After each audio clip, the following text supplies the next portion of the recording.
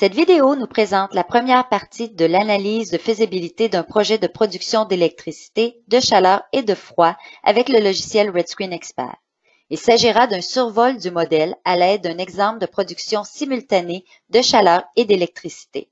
L'objectif est d'illustrer la structure principale du modèle.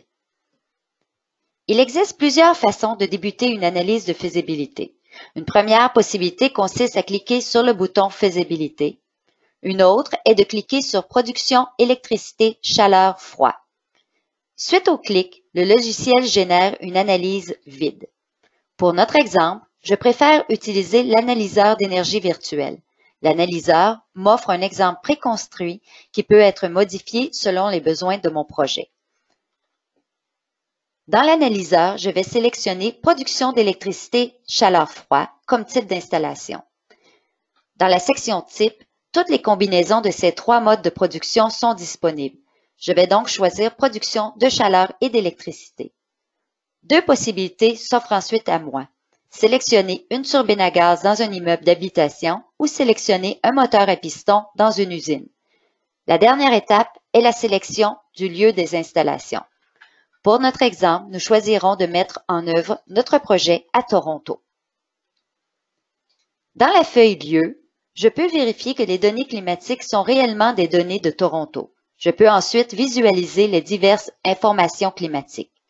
Les données qui m'intéressent pour l'analyse de cogénération seront la température extérieure de calcul de chauffage, la température de l'air et les degrés jour de chauffage.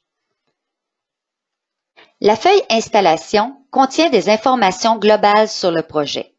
On peut voir qu'il s'agit d'une analyse de production simultanée de chaleur et d'électricité.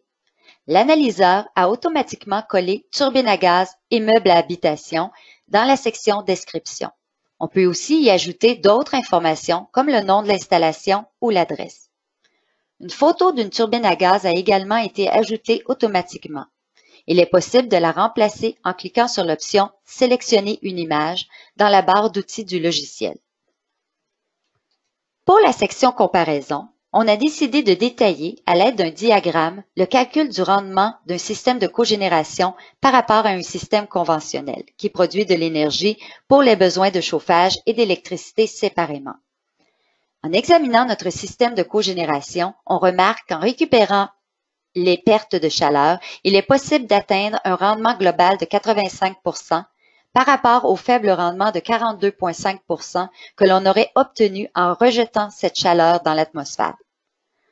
Le rendement élevé de 85% pour la cogénération explique pourquoi ce type de système est considéré comme une technologie d'énergie propre, même s'ils utilisent souvent des combustibles conventionnels. La feuille énergie semble assez simple, mais lorsqu'on commence à cliquer sur les diverses composantes, on découvre qu'elle contient beaucoup d'informations. La meilleure approche consiste à toujours suivre les étapes décrites dans la barre d'options ou parcourir le menu de gauche de haut en bas. À l'étape 1, choix du système, l'utilisateur peut vérifier si le bon projet a été sélectionné. Dans ce cas, électricité et chaleur sont sélectionnés, tout est bon. On peut ajouter ou supprimer des composantes en cliquant sur les icônes. Pour le type de réseau, l'option Réseau central est sélectionnée puisque l'immeuble d'appartement est situé à Toronto ou un réseau central est disponible. Il est possible que ce ne soit pas le cas et on pourrait alors sélectionner l'option Réseau isolé ou hors réseau. Dans la section Électricité et combustible, l'utilisateur sélectionnera divers combustibles pris en compte pour le cas de référence et le cas proposé, c'est-à-dire avant et après l'installation du projet de cogénération.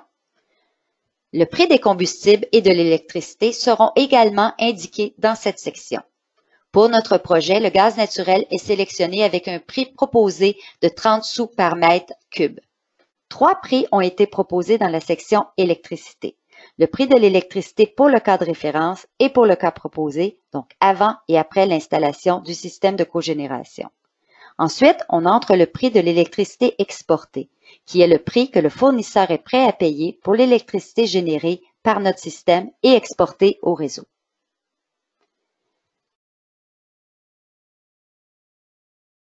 À l'étape 2, la charge de chaleur de l'immeuble d'habitation peut être calculée. Ce calcul nous donne alors l'énergie de chaleur totale en mégawattheure et la charge de chaleur de pointe totale en kilowatts. Un profil mensuel sera affiché dans la section suivante. Notez que le cas de référence et le cas proposé sont présentés. La seule différence entre les deux est que, dans le cas proposé, l'utilisateur est invité à inclure des mesures d'efficacité énergétique afin de réduire la charge de chaleur. Envisager de réduire la charge d'une installation avant l'installation d'un système coûteux, comme un système de cogénération, est souvent une pratique très rentable. Dans la section charge d'électricité et caractéristiques de la charge, l'utilisateur saisira d'abord la charge électrique moyenne brute mensuelle. Cette valeur peut souvent être obtenue à partir des factures des fournisseurs. La charge de pointe annuelle doit également être définie.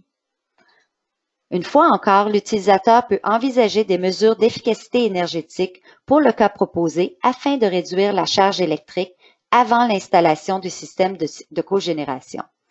Cette section vous fournira également la charge de chaleur mensuelle calculée dans la section précédente pour résumer toutes les charges du cas de référence et du cas proposé.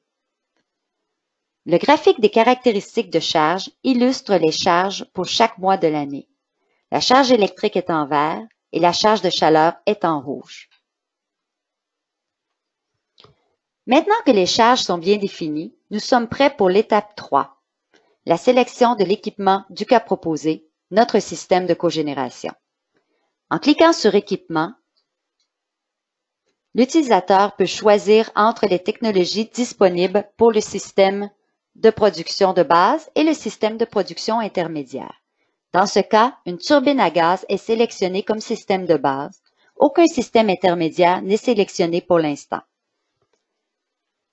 Au niveau de la sous-section turbine à gaz, la capacité de la turbine a été fixée à 200 kW pour ce projet. Cette turbine sera alimentée au gaz naturel.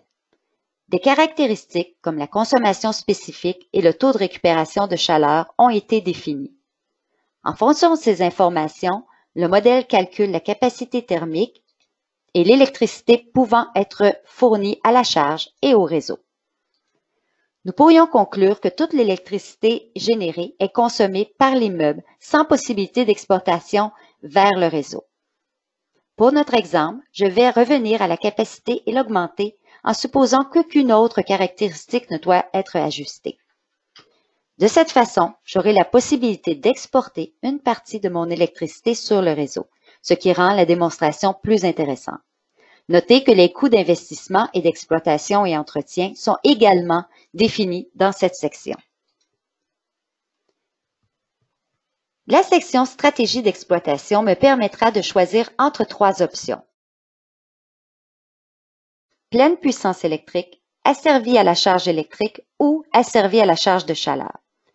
Avec la seconde option, étant donné que le système suit toujours la charge électrique du bâtiment, il n'est pas possible d'exporter de l'électricité vers le réseau. Avec la troisième option, on doit toujours s'attendre à un plus grand rendement. La colonne des profits d'exploitation est fortement dépendante des divers prix saisis précédemment pour les combustibles et l'électricité. À l'étape 4, dans la section Caractéristiques du système, l'utilisateur ne sera pas seulement en mesure de consulter un résumé des informations pour mieux comprendre le système proposé, il pourra aussi sélectionner certains équipements secondaires. La première partie concerne le système de production d'électricité. Dans cette section, l'électricité du réseau est choisie comme système de production d'électricité de pointe et fournira le reste de l'électricité nécessaire à l'immeuble. La deuxième partie gère le système de production de chaleur. De nouveau, dans cette section, l'utilisateur indiquera le système de production de chaleur de pointe. Dans ce cas, une chaudière fournira la chaleur supplémentaire requise. Étant donné qu'aucun coût n'a été saisi pour la chaudière, je suppose que la chaudière existante sera utilisée pour la période de pointe. Le graphique contribution du système est un bon outil d'analyse du système proposé. Par exemple, à partir de ce graphique, nous pouvons vérifier que même si la capacité de la turbine à gaz ne représente que 52% de la charge de pointe, elle fournira près de 85% des besoins annuels en électricité. Enfin, la section sommaire du système inclut un tableau indiquant les technologies utilisées, la consommation des combustibles, la capacité des systèmes, ainsi que l'énergie fournie par chaque composant du projet proposé. Au niveau 1 de la feuille de coûts, les coûts d'investissement saisis dans la feuille énergie sont regroupés. Les coûts d'exploitation et entretien ainsi que les coûts en combustible pour le système proposé sont également copiés dans la section des frais annuels. Le coût en combustible pour le cas de référence est également transféré de la feuille énergie, ce qui représente une économie annuelle, puisque c'est un coût que je n'ai plus à payer. La feuille émissions compare les émissions de gaz à effet de serre du cas de référence et du cas proposé. Étant donné que le facteur d'émission pour l'électricité du réseau est requis, l'analyse de niveau 1 utilise la valeur de la base de données interne de RedScreen. La valeur du réseau électrique de la province de l'Ontario a été sélectionnée. L'analyse montre que ce projet ne réduit pas les émissions de gaz à effet de serre.